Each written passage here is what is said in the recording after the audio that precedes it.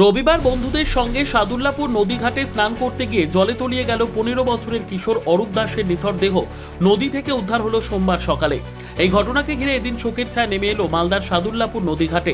জানা গেছে মৃত কিশোর অরূপ দাসের বাড়ি মালদা শহরের বুড়াবুড়িতলার ওপর বাগান এলাকায়। রবিবার দুপুরের দিকে মালদা টাউন হাই স্কুলের 10ম শ্রেণীর স্কুল ছাত্র অরূপ দাস কয়েকজন বন্ধুর সঙ্গে সাইকেল নিয়ে সাদুল্লাপুর নদীঘাটে স্নান করতে যায়, কিন্তু ভাগীরথী নদীঘাটে নামা মাত্রই অরূপ নদীতে তলিয়ে যায়। তলিয়ে যাওয়ার সঙ্গে সঙ্গেই স্থানীয়রা নদীতে নেমে তল্লাশি অভিযান শুরু করে। পরে পুলিশ এবং সিভিল ডিফেন্সের কর্মীরা ঘটনাস্থলে ছুটে যান। সিভিল ডিফেন্সের কর্মীরা নদীতে স্পিড বোট নামিয়ে দীর্ঘক্ষণ ধরে উদ্ধার কার্য চালান, কিন্তু রবিবার সন্ধে পর্যন্ত ওই ছাত্রের কোনো হদিশ মেলেনি। এরপর সোমবার সকাল 9টা থেকে ফের সিভিল ডিফেন্সের কর্মীরা স্পিড বোট নিয়ে উদ্ধার কার্যে নামেন। সেই সঙ্গে নামানো হয় ডুবুরি।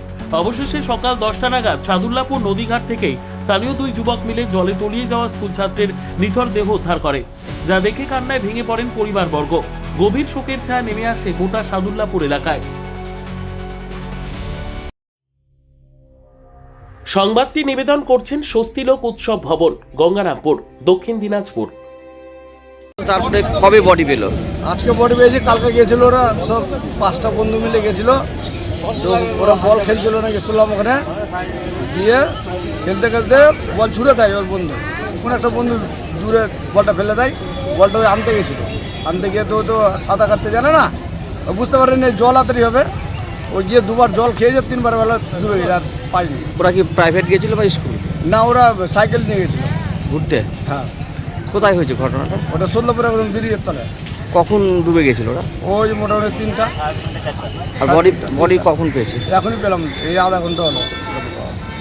পড়াশোনা করতো? হ্যাঁ, পড়াশোনা করতো, ট্রেনে উঠে। বাড়ি কোথায়? বুড়াবুড়িতলা।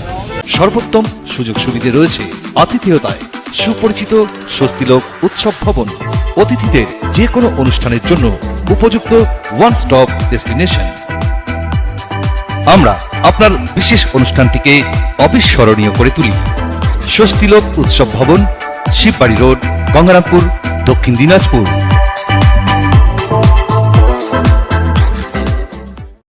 ব্যুরো রিপোর্ট, উত্তর বাংলা সংবাদ।